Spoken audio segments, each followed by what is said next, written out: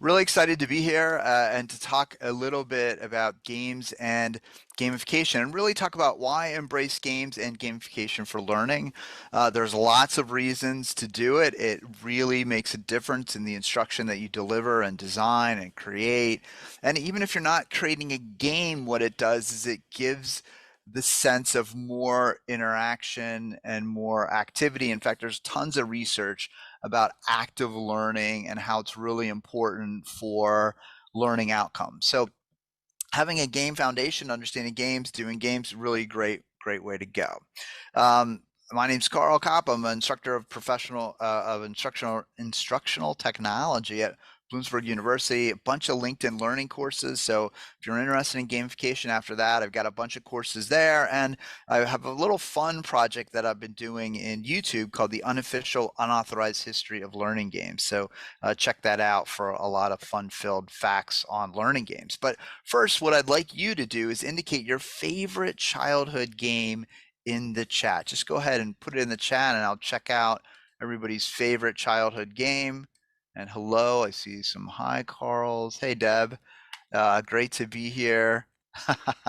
Thanks Kelly. Monopoly, Fable, Clue, Harvest Moon, Candyland, Pac-Man. We're going to talk about Candyland in a little bit.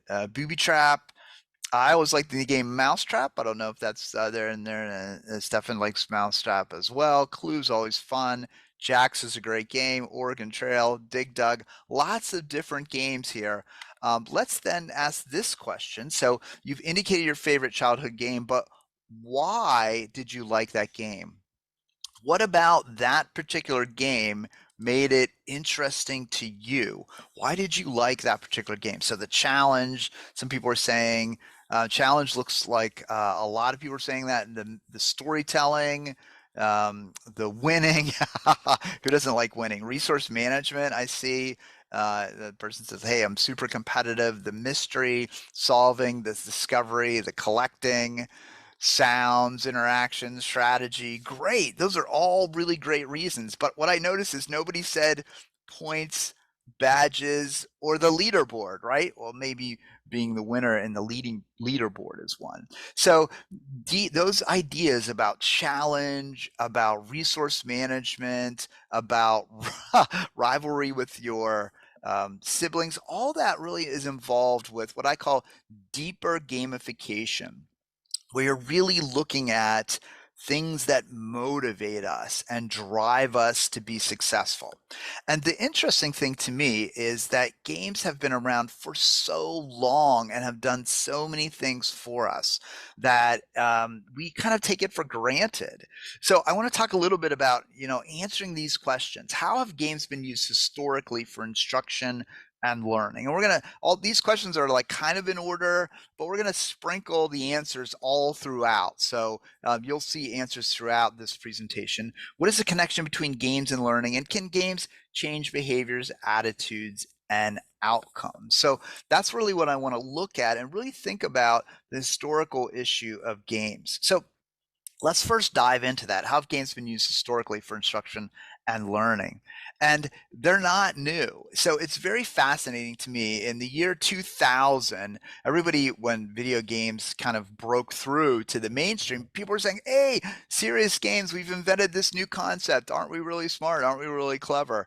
And then I had to do a little bit of research and found out, you know what? In 1970, there was literally a book written called Serious Games. So we're not the first ones. And if we go way back in time, we go to the Chimera chess in the 12th or 13th century, or perhaps even further than that, people were saying chess was a way of teaching military strategy. And originally, some of the chess pieces, the elephants, the warriors, were a direct reflection on the pieces on the battlefield. So for a long time, chess worked like that.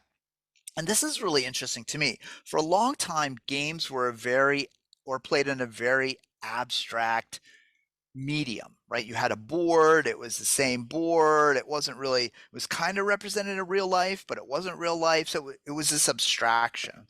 And that worked pretty well, but it was, you had to do a little bit of work to transfer the learning from that abstract area into actually action. But then an interesting thing happened about the 1600s. It's not on here, but um, in Prussia, what was created was this thing called the Kriegspiel, which is actually uh, German or Prussian for war game. And in the 1600s, the Prussians were beating everybody, and they had smaller armies and they had less resources. People said, why? Why are the Prussians so good at this? Well, it turns out someone actually decided that instead of an abstract board to move our military pieces on, why don't we use a map? And that's about the same time cartography became really started to get popular. And all of a sudden, they could map out how many moves and how long it would take to move troops from point A to point B. They could map out how long it would take to move around a natural obstacle. And all of a sudden, this abstract game became very concrete as people thought about how they could battle one another. And in fact, the American Kriegspiel was actually used during the Civil War. So people started saying, hey, wait a minute, we can kind of predict what's going to happen.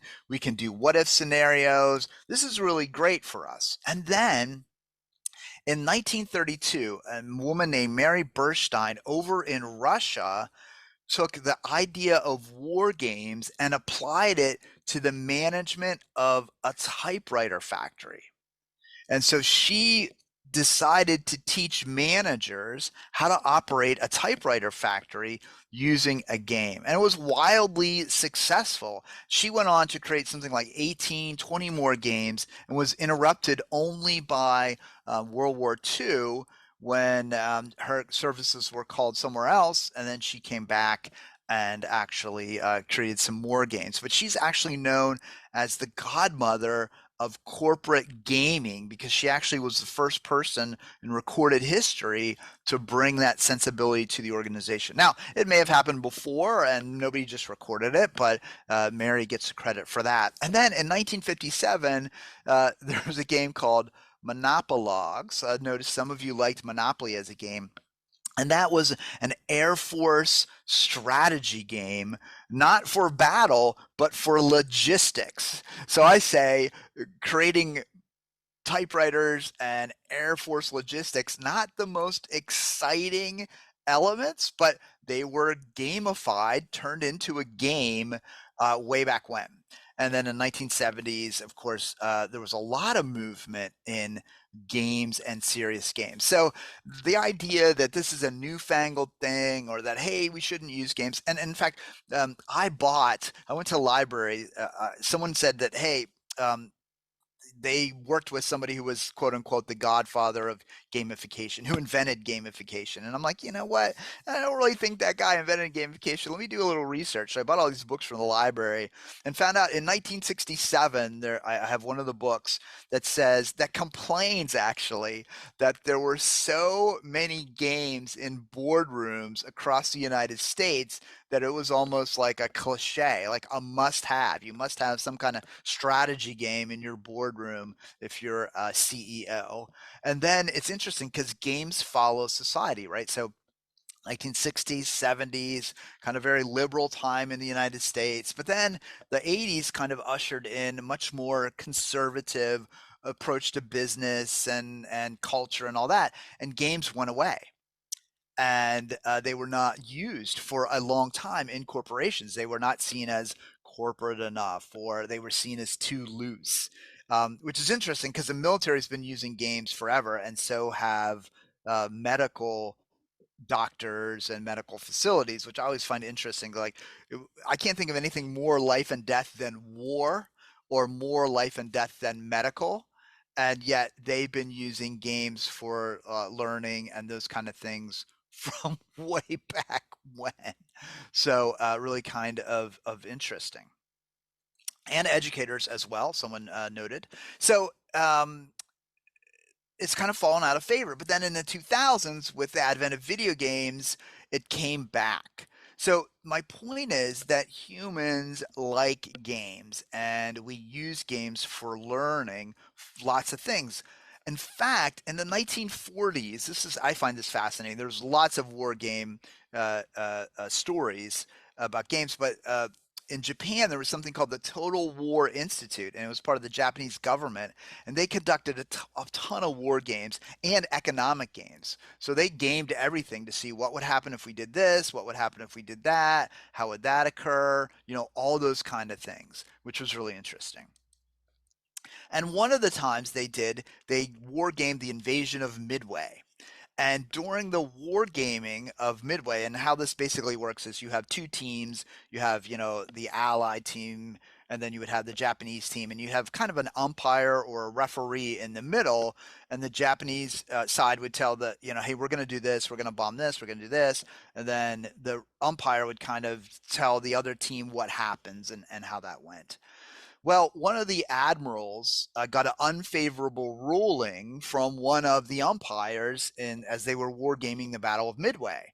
The Japanese admiral didn't like it, and so he bullied the guy into changing his call. So instead of like the aircraft carriers being sunk, they were only damaged, but they didn't go under.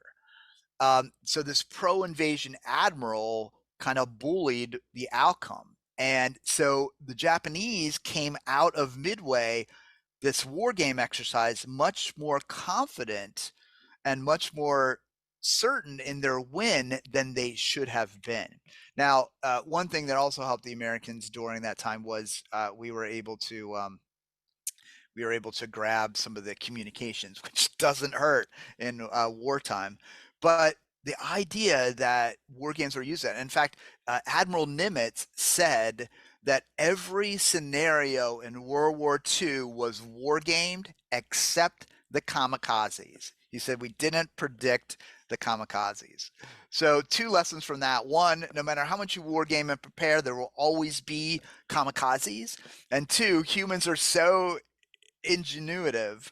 That was a dark ingenuity, but so thought, outside of the box, that there are times that you can't determine what's going to happen.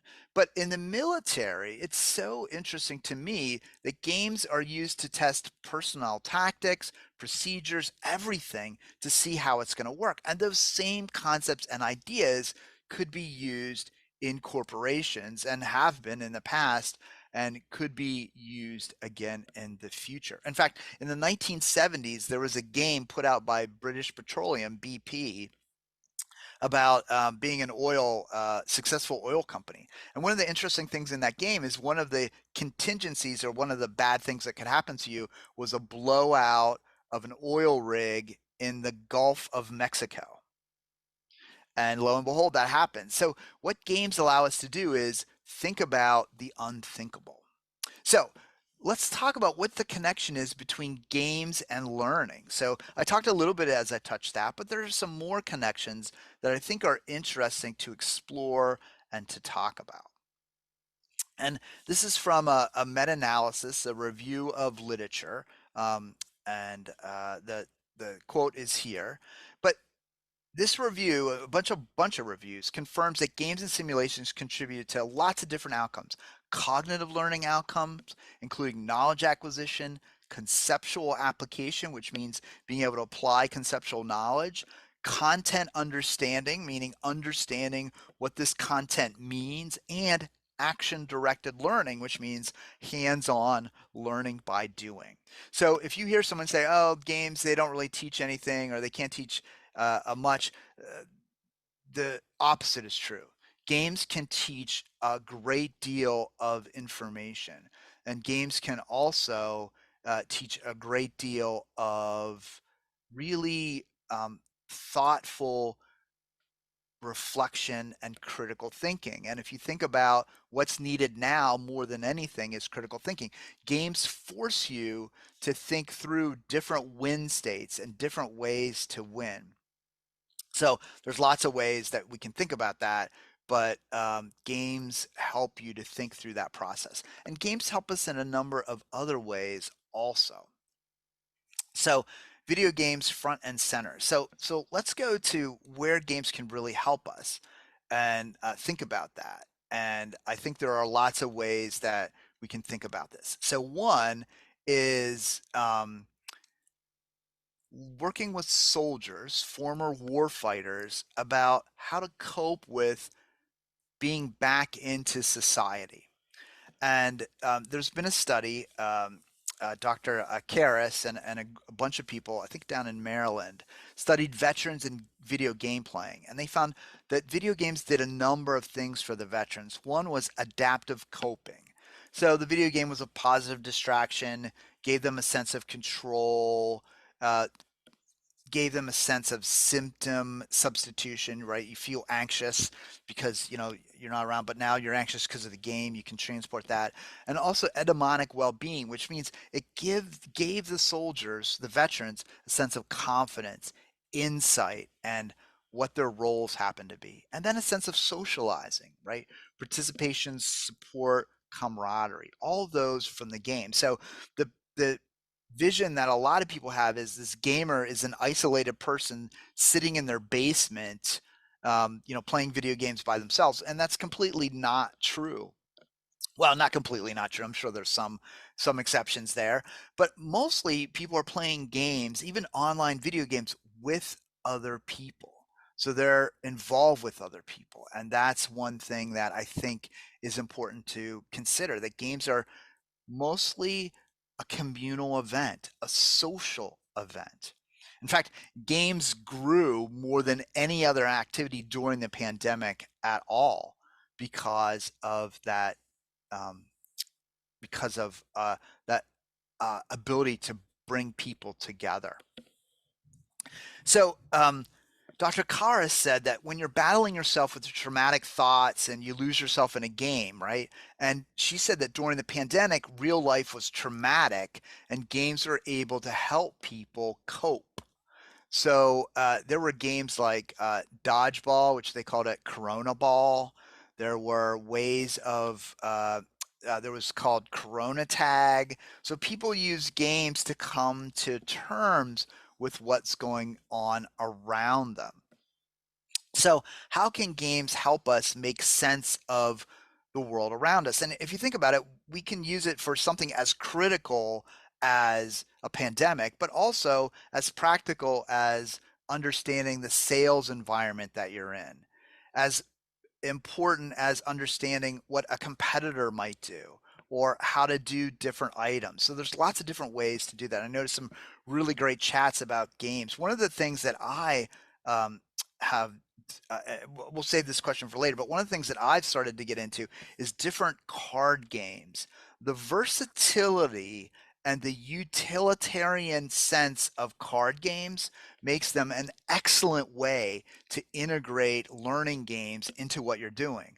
And one of the reasons is because everybody knows how to play a card game. You don't have to talk about shuffling. You don't have to explain to somebody about dealing. You don't have to do anything like that because people know how to do that. So I've created a digital card game platform that you can totally customize the cards, and you can play multiplayer games or single player games, and found a great deal of success. And because it's digital, you can even put in um, videos and audios. And so you've expanded card games beyond what can be done. And you use those for scenario based games. And the neat thing about that is you can challenge somebody. Challenge their answer, and then you have a whole game thing going on. So there's lots of ways to do that. But I've really I developed a lot of games in Unity and a lot of complex games for pharma companies. One called Zombie Sales Apocalypse, where it was really an exciting game where you had to go in and it was a branching scenario, and if you answered incorrectly, the doctor that you were talking to, the healthcare provider, turned into a zombie, and so then the zombie would chase you around, which was a lot of fun. But interestingly, a lot of the sales reps had a lot of trouble manipulating their character. Like, how do I turn my character? How do I run from point A to point B? And we kind of made it as simple as possible, but they still got caught up in the cognitive overhead of the game. And so I came to sales because I came to cards because you don't have that cognitive overhead. You know how a card game works. So that's one thing to think about when you're implementing games into these situations. You don't want them overly complicated because The learner's there to learn, not learn how to play the game, but learn in general. But so, how can games help us make sense? Well, they give us a measure of control, insight into actions and behaviors, big picture. So, let's talk about each of these briefly. The first is measure of control. So what that allows you to do is project locus of control, right? So locus of control is when you feel where the control is. You either feel that the control is outside you, you're overwhelmed, things are happening to you, you're not taking charge. But if you can use the locus of control and move it internally, you then feel more confident, you have a measure of control, and you have um, a sense of what your actions mean and their consequence. So games allow us to control what's happening. We can decide to lay a card out or not lay a card out. We can decide to challenge another player or not challenge a player. So in that game environment, we have a lot of control. And if that game is around something that we're trying to learn, we get to control how we're going to learn or process that information. Games also give us insight into actions and behaviors. Games are a wonderful what if tool. So we did some training with a company. This is funny because it was a computer company, a technology company, a software company, and they wanted us to create a board game for them. And we created this board game that we were able to, over 3 days, allow them to gain insight into moving from a line manager to somebody up at the enterprise level, right? They were teaching people to think at the enterprise level instead of their narrow focused vertical line of business. And the insights into decisions that they made, into investments that they made, were like aha moments for these people. A lot of them took actions in the game that optimized their group, but was not good for the whole company. So games allow us to slow down and see actions and consequences at a different level. And that level then helps us make good decisions. Games, and that helps with the big picture, right? You can see everything that's going on. And sometimes in games, literally, you can see the big picture by looking down at the game board. A long time ago, I was involved with a game at an insurance company, and we were playing the game, and the only way in that game you could acquire new customers was to buy companies, buy other insurance companies. And it was really fascinating because you could only do that, you could only come to that like conclusion by playing the game. Like it was a visceral understanding, and you could literally see the big picture. And it also allows us to make sense of the world around us. We live in a very complex world, and especially the business side of it. So when we play games, it allows us to make sense of what's going on in our world and allows us to make some predictions about how we would act in that world and what will happen in that world. It also allows us, games, if they're well designed, allow us to express concern. Like the Western view of games is typically competitive. I'm going to beat you. I'm going to defeat you. I'm going to win and you're going to lose. But, but a lot of European games are collaborative games. And one of the things that we're missing is collaborative games. And Itty, I know that question is for Jennifer, but I actually have a game for leadership and management training. It's a version of that board game that I talked about, and it's about making good leaders and good managers. So it's definitely possible to do that, and they're definitely out there that can be done. And nowadays, with the technology, you can print out board games 100% custom. You can come up with like places like thegamecrafter.com and other areas where you can create 100% custom games. But games that are collaborative allow us to express concerns to others and allow us to think about our own concerns as well as gain empathy for others. Games allow us to walk a mile in somebody else's shoes. They allow us to think about how somebody else would feel in this situation. So games can very much help with us expressing concern and also seeking understanding. So it's really interesting if you look at the AAA game Assassin's Creed and all its different iterations. One of the last versions of Assassin's Creed, they actually created an educational version of ancient Egypt. And so this is an example of a four-game first-person shooter, first-person adventure game that actually was modified to be a learning game. And so it had all of the elements of a AAA title that allowed you to learn. It's very similar. There's a company in that's out of Texas A&M. Andre Thomas runs that company, and they do games for algebra and games for art history that look like a 3D AAA title. I mean, it's pretty impressive what they're doing there. And the calculus one is amazing. Games also allow us to try on behaviors. So if you've ever played the game Red Dead Redemption, you can actually play as a good cowboy or a bad cowboy. You get to try on, hey, what's it like to be bad? What's it like to be deviant? What's it like not to follow the rules? What's it like? So games give us permission to kind of try things out in a safe manner, to check things out in the safety of our own game, knowing that we can try something again if it's not successful, knowing that we can fail safely and do it over again. That's why they're great for management training and sales training and even operations training, because it allows us to try and check things out. And not this is not thought of often, but games give us a visceral understanding, right? We can read something and we can understand something, but a game lets us feel something.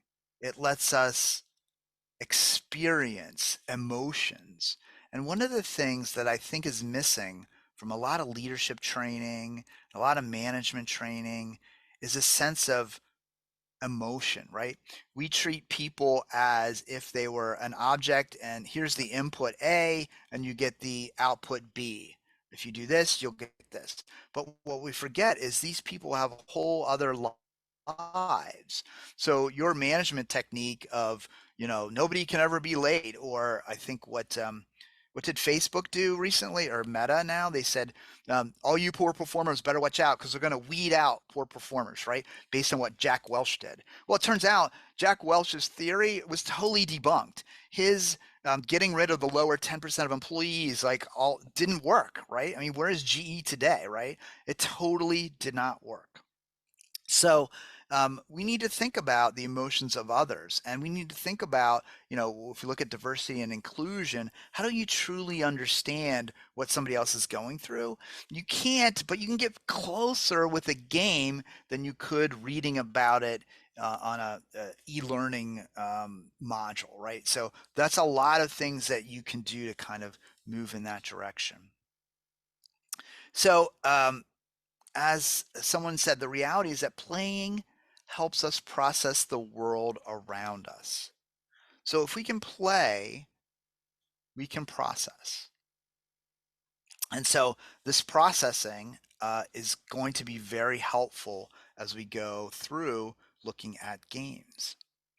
So one interesting game somebody mentioned before that I think is really neat is the concept of Candyland. And Candyland was developed because of a pandemic. And it was a pandemic of smallpox, where kids were ending up in iron lungs.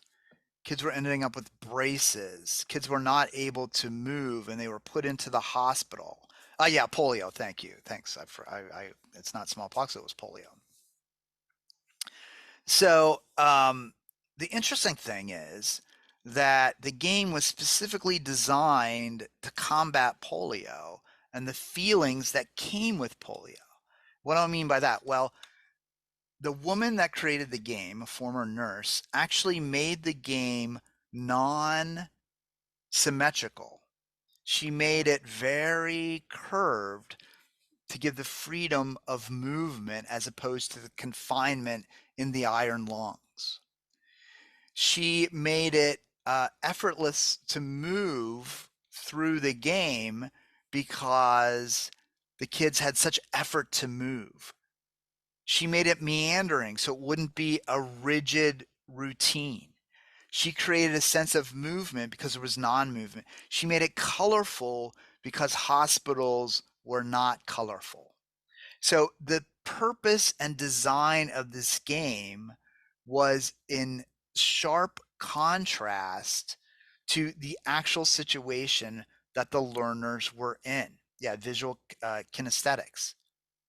And the neat thing about that is this is a good way to think about designing experiences, right? So if we want somebody to have a positive attitude or we want somebody to be positive toward customers, maybe the experience we create for them is much more positive.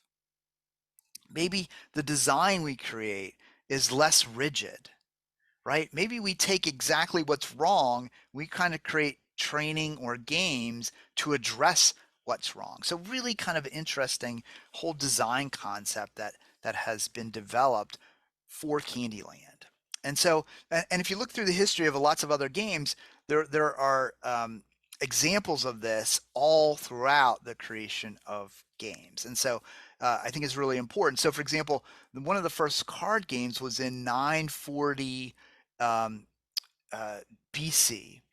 And when you think of 940 BC, those games, they were card games, but they had scenarios on them.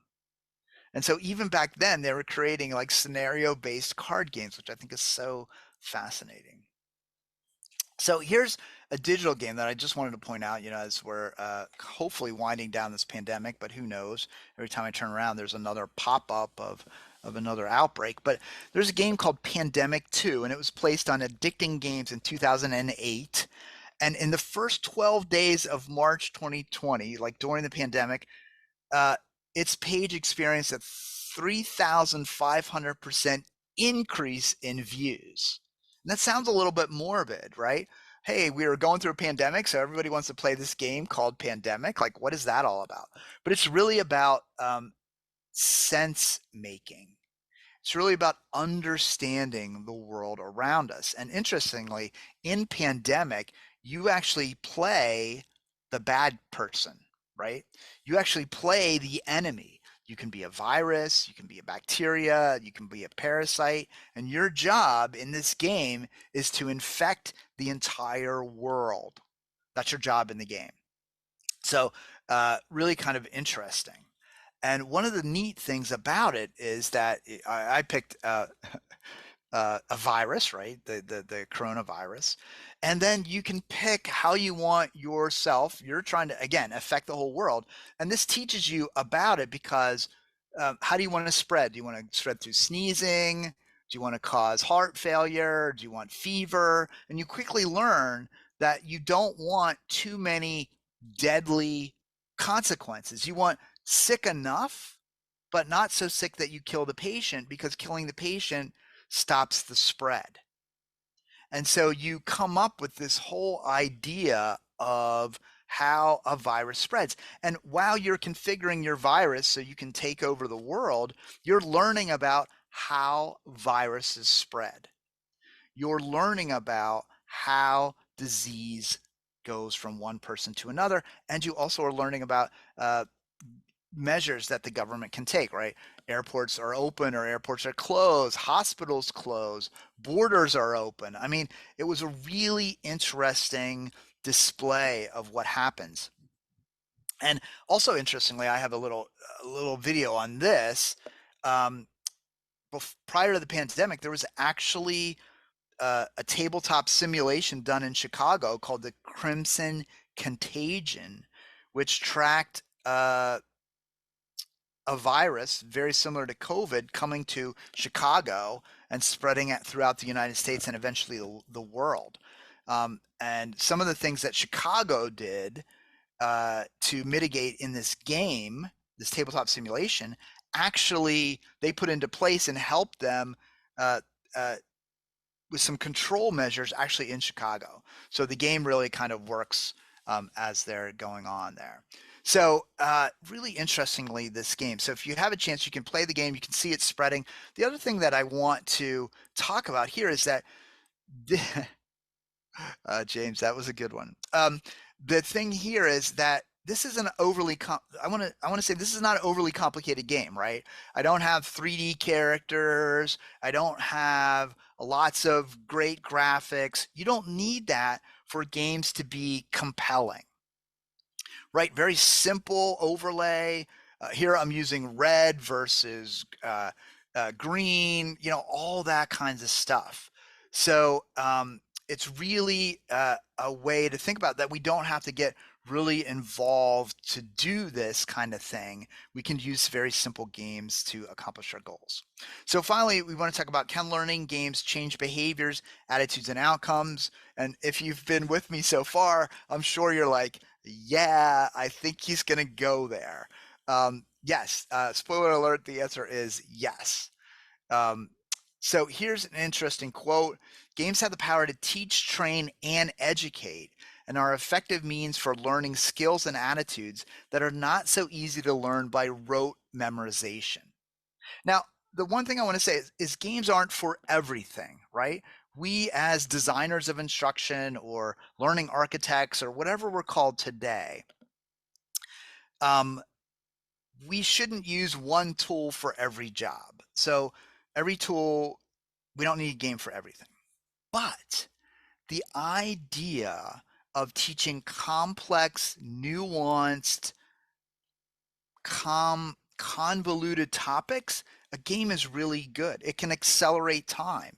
You can sit down and go through a process of manufacturing, of supply chain, of sales, of outmaneuvering an enemy, about strategy, and you can try things out, right? All of those kind of things are really important for games and for understanding. And so games can teach things at a level that I don't think other medium are able to do. And so um, when we approach the topic and we have diagnosed it like leadership, like I think games are great for leadership, right? When you have to balance things, you have to make a call, right? Sometimes you want to lead without any questions. Sometimes you want a democratic leadership, but sometimes you have to say, follow me, we're going this way, or you're all going to die, right? Like, because I mean, it's really interesting how games can kind of do that.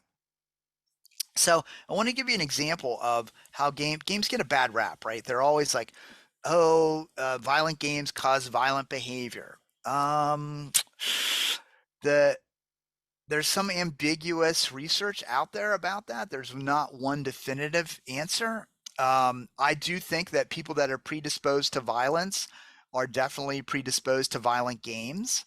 And is there some kind of correlation there? Yes. I'm not exactly sure the game causes it because plenty of people play violent games and are not violent.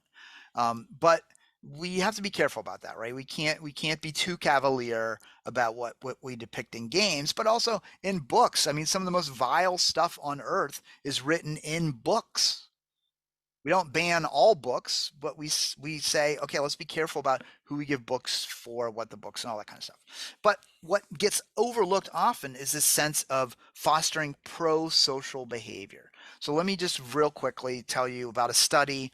There were 3 games that the researchers studied. Um, one is a game that was very violent. It was called um, Lamers. Oh, this was the Lamers. Lamers. And in Lamers, what you needed to do was try to kill all the Lamers, right? So you could blow them up, you could shoot them, you could whatever. There was a one game called Lemmings where you tried to save the lemmings. You move them through an obstacle course to safety, and one was Tetris. That was the neutral game. So Lemmings, pro-social game, Lamers, antisocial game, Tetris, neutral. And they had people play that game. And then a researcher came in and dropped pencils. Would the person pick up the pencils? 28% of the people that played the antisocial game helped to pick up pencils, about a quarter. 33% of the people that played Tetris helped to pick up the pencils.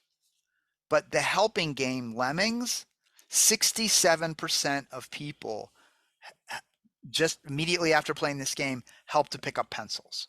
So there's lots of research that shows games lead to pro-social behavior, even long term.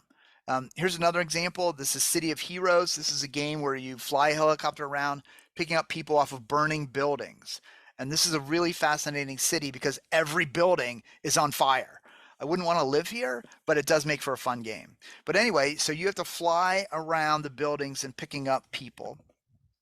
And they wanted to see, okay, maybe picking up pencils. I mean, come on, that's pretty, whatever. Let's do it. Let's up the stakes. Let's have a male researcher come in cahoots with the female researcher and start yelling at her and say, "Where have you been? I've been looking for you all day. You have to come with me immediately." And then see whether or not the person playing the game intervened in any way. And they found out that the people that played the antisocial game, 22% intervened. So about a quarter.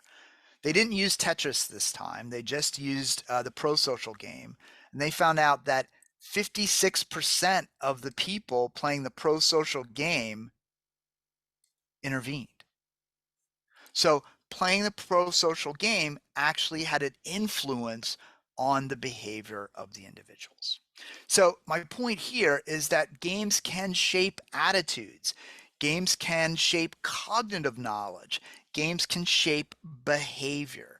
So all of those things that we want from our learning programs can be achieved through the right application of the right correctly designed game, which I think is really kind of exciting. So how do games do it? Well, just real briefly, because I'm running out of time here, we look at basic human psychological needs: the need for competence, need for autonomy, which making our own decisions, the search for meaningfulness, and the need to be socially related to each other. That's all self-determination theory. And then how do we do that? Well, we give people granular feedback, sustained feedback, cumulative feedback. We give them choices. We give them volitional engagement, a sense of relevance, like all that kind of stuff, shared goals. And then we can match that to elements inside of a game. So while we don't play a game for points, granular feedback is really important to shape our behavior. Badges are really important for cumulative feedback, right? Meaningful stories are a way that we make knowledge, and games can give us that story. So all of this is really helpful as we go through different elements and we think about different elements. So all that can be really, really helpful. Okay, so I'm out of time here, but basically what we've done today is we've discovered how games have been used historically for instruction and learning in a variety of different settings. And again, I'm really having fun with my YouTube channel and my unofficial, unauthorized history of learning games. So if you're interested at all, you might want to check that out. I did not do a QR code or a link, as I should have from the last presentation, but didn't do that. I got too caught up in the presentation creating it. But we also discovered the connection between games and learning. And so we see that there's definite connection, but not just learning. We've seen the connection to behaviors and attitudes and outcomes. So lots of good stuff we've seen and heard about games in this presentation. And I do believe now that I have some time for questions. Yes, thank you so much. And we do have questions. And I also just really quickly Googled your YouTube channel. So there is the link in the chat. Oh, Everybody excellent. can subscribe to that. Thanks. So here is a good question. We'll start with kind of the hardest one first, I think. So games can teach, train, and educate. In your opinion, what's the difference between those three kinds of games? Are these the matter of cognitive, psychomotor, and affective domains of learning, respectively? So I'm not sure I 100%. So ask me what's the difference between teaching, educating, and And training? training. So to me, training is much more hands-on. Education is much more abstract. And then teaching is the process of conveying the knowledge or information to the person. So a game can convey knowledge to someone as they play the game. And what I want everybody to realize is when you create a game, you're not creating the teaching, you're creating the environment in which the teaching can occur. So you don't know what the people are going to do with that game. You don't know that you're actually going to teach them something. You're designing it so that you're hoping to teach them something, but you're not actually teaching. You're setting up the environment for that to happen, ideally. Educating somebody is giving them broad general knowledge. Like I need to know about the concept of safety in general. And so I understand situational awareness. I might teach through a game, being aware of possible dangers, looking for escape routes, all that might be education. And then training might be, okay, if you do see a fire, walk over to the fire extinguisher, pull it from the wall, um, press, aim, squeeze, and sweep, right? You could teach all of that in a game as well. So that's kind of how I look at those three different elements. People may see them a little bit differently, but that's kind of my take. And I'll say it's my take at the moment. Catch me tomorrow, and I may have a different take, but that's really kind of what I think how those three things work. That's the beauty of always learning. Sometimes definitions change. That's true. And speaking of definitions, we do have a question. What's the difference between a game and a simulation? Yes. So technically, a simulation is a realistic depiction of an actual event. So we simulate the weather, we simulate market movement, we simulate a lot of items. So there's some people that have very realistic simulations so that they can predict whether or not it's going to rain tomorrow. That's a simulation. A game is an abstract experience with elements added to measure performance. So points, a win state, a lose state, timing, those kind of things. Now, often simulation and games are conflated together. And in fact, some of the research by a woman named Tracy Sitzman, who did a meta-analysis of games and simulations, said, hey, basically, they're both kind of the same, so we're going to put them together. But what happens is a simulation from a learning perspective, sometimes we'll add points to the simulation, right? Sometimes we'll add timing to the simulation. Sometimes we'll make it a little bit more abstract because we don't have time for the 100% fidelity, or we want to speed up time, or we want to. So oftentimes simulation gets game elements added to them. A good game always has a simulation model underneath, like this is what leadership should look like, or this is what good sales should look like. So those are kind of the difference. The simulation is if you're on one end of the scale, as pure and as realistic as possible. Games are typically abstract with elements to tell you if you've been successful at the game or not. Great, thank you. Let's see. Do you have any specific types of games you recommend for asynchronous training? Do you think there needs to be a difference between asynchronous and synchronous? So, hmm. Well, so you can you can always play games against the computer as an asynchronous game. Um, so I think that's important. I think not so much synchronous or asynchronous. I think you need to look at the content. So are you teaching declarative knowledge? Certain kind of games, matching games, work well for declarative knowledge. Are you teaching conceptual knowledge? Games where you have to discriminate or put things in one category or another. That's a good for a conceptual knowledge. Are you teaching procedural knowledge? Games where you've got to perform certain amount of steps.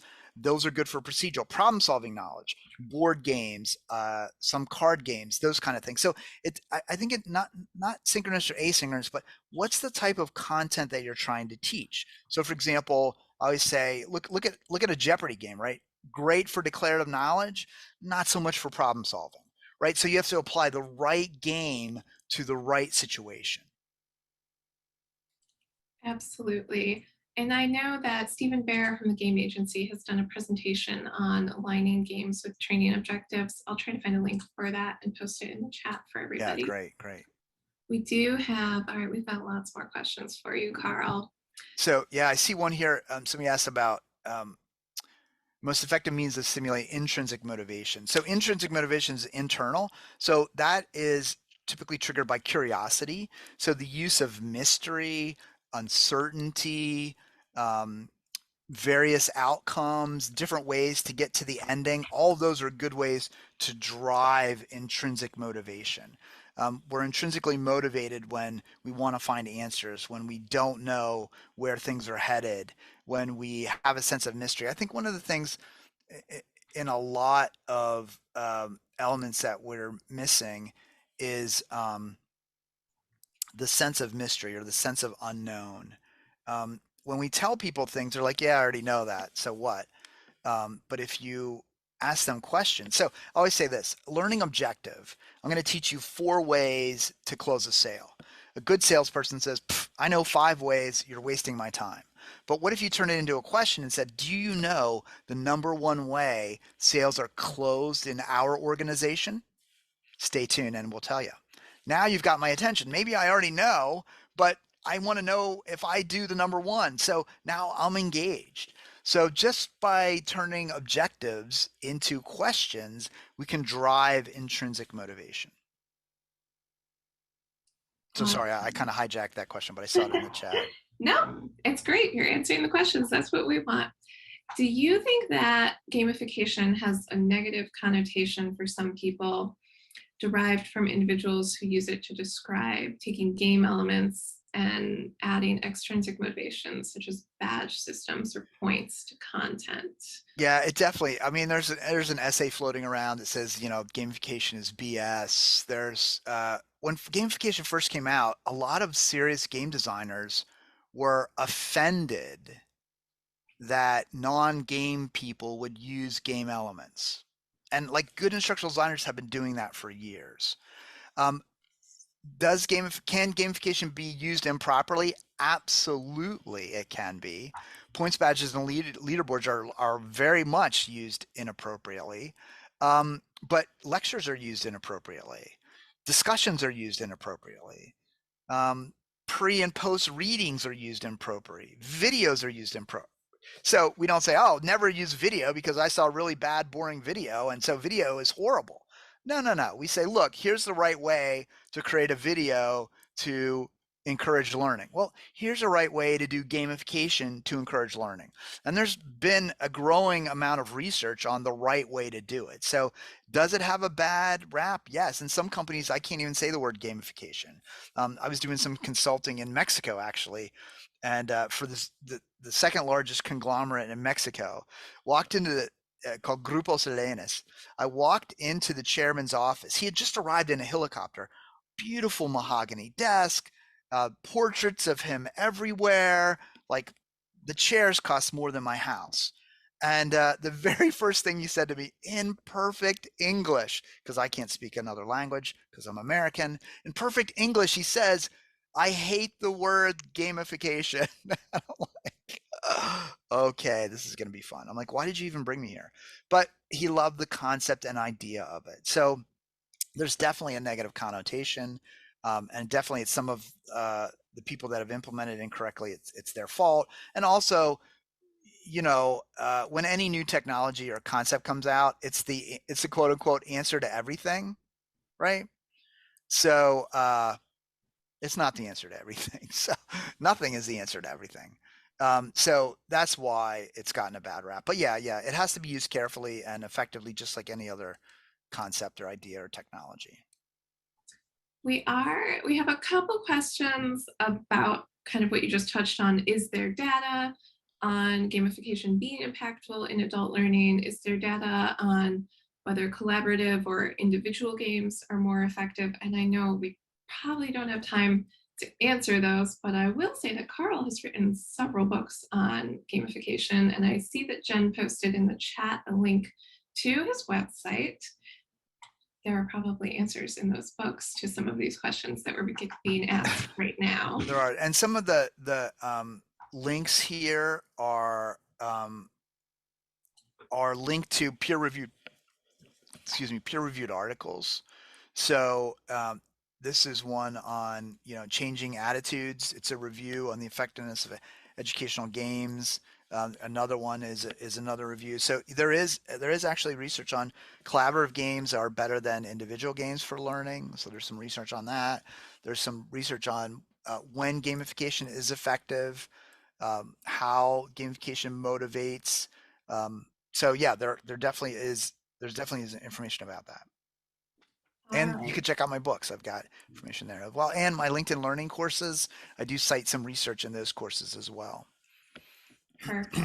Good thing we're done. I'm running out of voice. I know, yes. So we are going to wrap up this right now so that we can give people a few minutes to refresh their water or go to the bathroom before their next session. But thank you so much, Carl. This was really informative and great feedback in the chat. We really appreciate you joining us today Thank to you. share this. Thanks for the opportunity. Take care, everyone.